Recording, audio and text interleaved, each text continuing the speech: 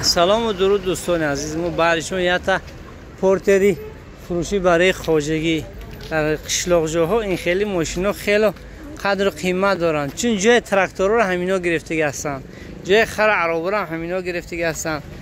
واسه کسانی که معقول باشه همین سویت ماشین یک نه خوشرویش بینه در کامر ما خیلی خوشرو میتواد، حالتش هم به نظر میرسد خوبیش بالانش سرد نیان.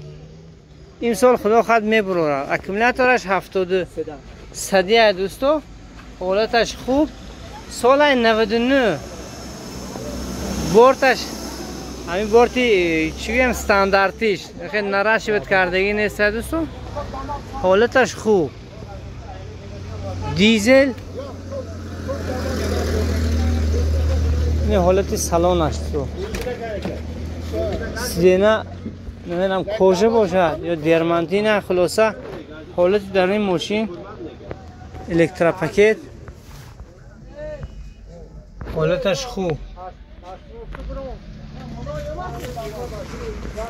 نرخش هم نرخ سیمشکی بوده دوستو، 59,000 تومان با معامله داره. کسانی که خریدار باشد رقم تلفنش 92 029 28 39 دوستو، واتساپ یا خیلی کروگل سوتش تو زنگ زنی شما کار می‌نده. رقم 029 28 39 واتساپ.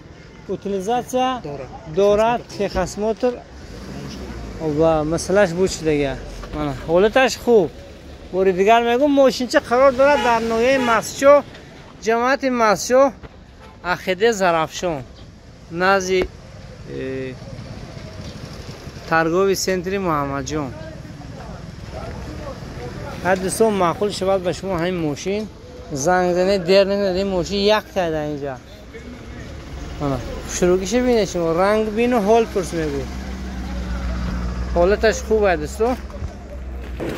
در بابت موتورش تویبش میگو دیگه خیلی پرابلمش نیست، فقط سلیارکر میرزی یک قد میری با کسی تربوز خربوز میکشاندگی باشه که کاغرز این ماشین برای شما ایمانه.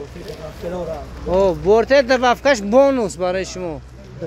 او این چین داکیمنت هم دارد، همون بورت های زیادتیش گویم داکیمنت کرده شدگی هست دوستان. خریداران زنگ زنه دیر نکنید، یک تا این ماشین دوستان. خدا نگهدار شما. الان در تکی داره هر یک دقیقه باشه هم خیلی اکتگی ماشین باشد احتیاجات خانه‌اش برآورده کند، یا ویدیو را به یار دوستا پدیلی سکنید تا دیگرها اون کس خریدار جزمن کوفته گشتگی باشد همین ماشین خریداری کند. من خدا نگهدار. 59,000 تومان با سودا میشد، کمتون تخصص موتور نیست. اوتیلیزاسیا داکیمنت برای بورتای اضافه‌گیش هست دوستان. من حالت بالانش اینا نه حالتاشون خوبه. این سال خدا خواهد میبره.